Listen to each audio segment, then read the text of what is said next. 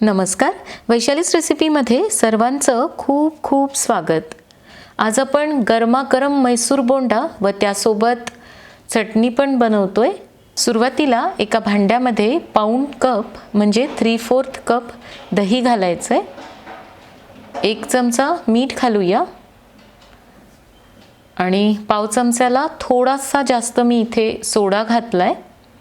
हे सगळं आता विस्कने किंवा एखाद्या चमच्याने छान फेटून घ्यायचंय। सगळ्या दह्याच्या गाठी मोडून घ्यायच्या आहेत।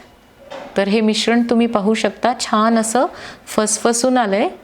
व्यवस्थित मी फेटून घेतलेलं आहे। आता 1 कप मैदा घालायचा आहे आणि 3 टेबलस्पून मी इथे तांदळाचं पीठ घेतलंय, तर ते घालूया। तांदळाच्या पिठामुळे हे खायला मस्त कुरकुरीत लागतात। आतून लुसलुशीत तर बाहेरून मस्त असे कुरकुरीत तयार होतात।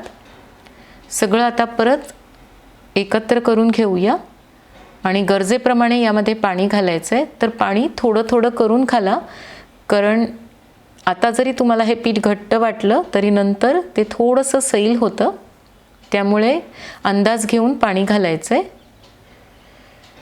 तर मी आता हातानेच फेटून घेते म्हणजे व्यवस्थित मिक्स होईल।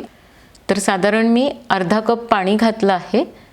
आता छान एकाच डायरेक्शनमध्ये हे फेटून घेऊया। तर चांगलं 4 ते 5 मिनिट फेटून घ्यायचं आहे, म्हणजे पीठ हे हलकं होतं आणि मग हे मैसूर बोंडे एकदम मस्त हलके तयार होतात आणि खायला पण एकदम मस्त लागतात। तर मी आता व्यवस्थित सगळं पीठ फेटून घेतलंय। यामध्ये आता जिरे घालायचे। तर 1 चमचा मी जिरे घातलेत। 7 ते 8 कढीपत्त्याची पानं अगदी बारीक चिरून घेतली होती। अर्धा इंच आलं पण किसून घेतलंय। 2 हिरव्या मिरच्या अगदी बारीक कट केलेल्या आहेत आणि 2 टेबलस्पूनच किसलेलं ओलं खोबरं घातलंय, किंवा तुम्ही ओल्या खोबऱ्याचे कापसुद्धा घालू शकता आणि आवडत असेल तर कांदासुद्धा तुम्हाला बारीक चिरून घालता येईल। परत सगळं मिक्स करून घेऊया आणि 1-2 मिनिट फेटून घ्यायचं आहे। जितकं तुम्ही या पिठाला चांगलं फेटून घ्याल तितके हे हलके आणि खायला पण मस्त लागतात। तर आता छान असं पीठ फुलून आलंय। हे असंच आपण अर्धा तास झाकून ठेवूया। पीठ भिजतंय तोपर्यंत आपण यासोबत खाण्यासाठी चटणी बनवूया।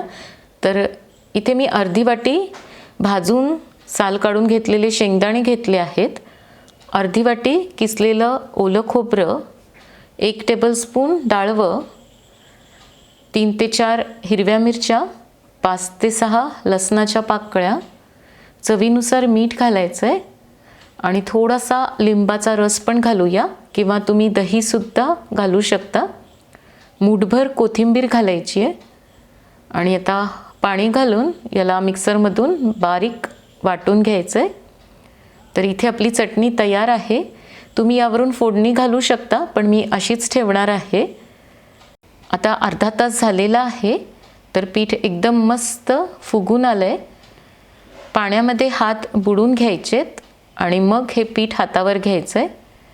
तेल पण मी आधीच गरम करायला ठेवलं होतं, तर छान गरम झालेलं आहे। थोडंसं यामध्ये पीठ घालून बघायचं आहे, तर लगेच पीठ असं वर आलंय, म्हणजे पाहिजे तसं छान गरम झालेलं आहे।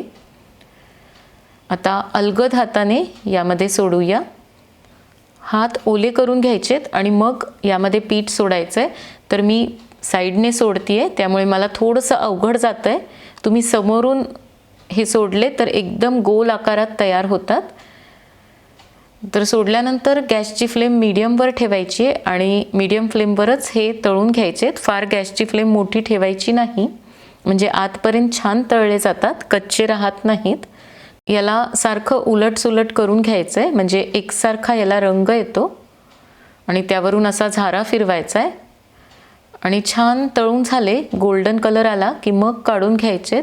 तर एकदम मस्त दिसत आहेत। अशाच पद्धतीने आता सगळे तळून घेऊया। तुम्हाला हाताने जमत नसेल तर तुम्ही चमच्याने सुद्धा असं पीठ सोडू शकता आणि पीठ जर तुम्हाला फार सैल वाटलं तर त्यामध्ये थोडासा मैदा घालायचा आणि फार घट्ट वाटलं तर पाण्याने पीठ सैल करून घ्यायचं। आणि हे पीठ सोडताना गॅसची फ्लेम कमी ठेवायची आणि लो टू मीडियम फ्लेमवर सोनेरी रंगावर तळून घ्यायचेत. तर हे असे छोटे छोटे आलेत बाजूला, ते काढून घ्यायचेत. तर अशाच पद्धतीने आता आपल्याला सगळे तळून घ्यायचेत. एकदम छान याला रंग आला आहे, पाहूनच खावेसे वाटत आहेत. तर गरमागरम हे खायला खूप छान लागतात. तुम्हाला चटणी करायला जमलंच नाही तर अगदी नुसत्या टोमॅटो सॉससोबतसुद्धा खाऊ शकता.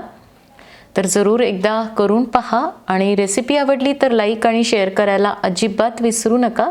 चॅनलवर जर नवीन असाल तर सबस्क्राईबही अवश्य करा.